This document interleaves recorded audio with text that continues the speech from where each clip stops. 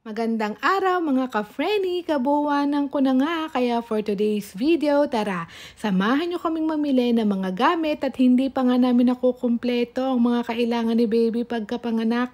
At dahil malaki-laki nga itong IKEA at mahaba-haba ang aming iikutin at lalakarin, ay kumain muna kami ni Daddy Shindini sa restaurant sa IKEA para may energy sa pag-iikot mamaya.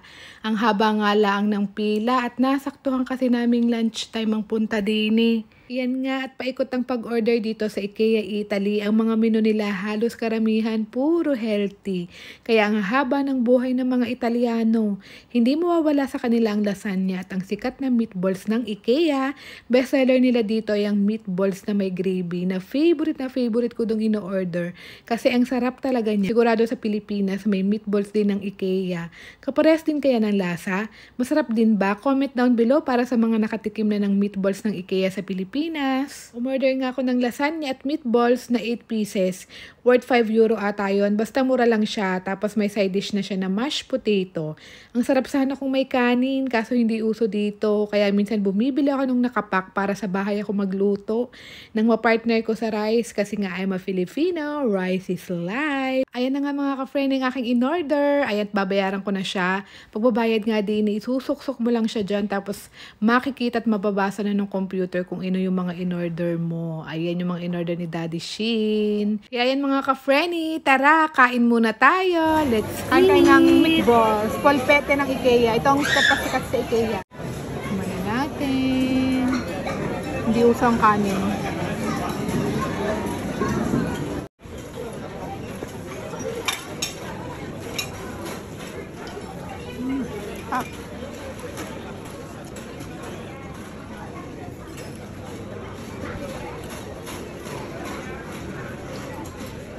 Unlimited drinks.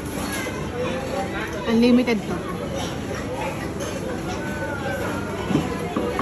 Lasagna. Masarap kami formado sa ibabaw. Sayang at nakalimutan nga lang namin humingi ng parmesan cheese na tinataktak sa ibabaw ng lasagna.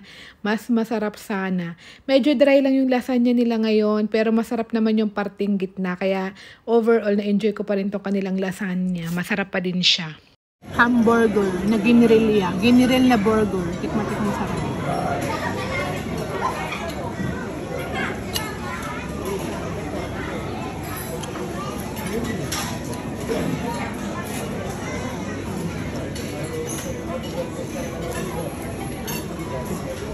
Yung grilled hamburger nila, sobrang hindi ko nagustuhan. Last na namin na order yon. Sobrang sising-sisi si Daddy Shin.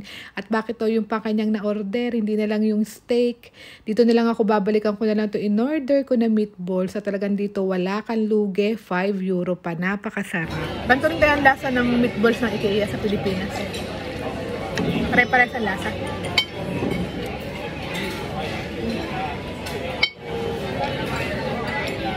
Sarap.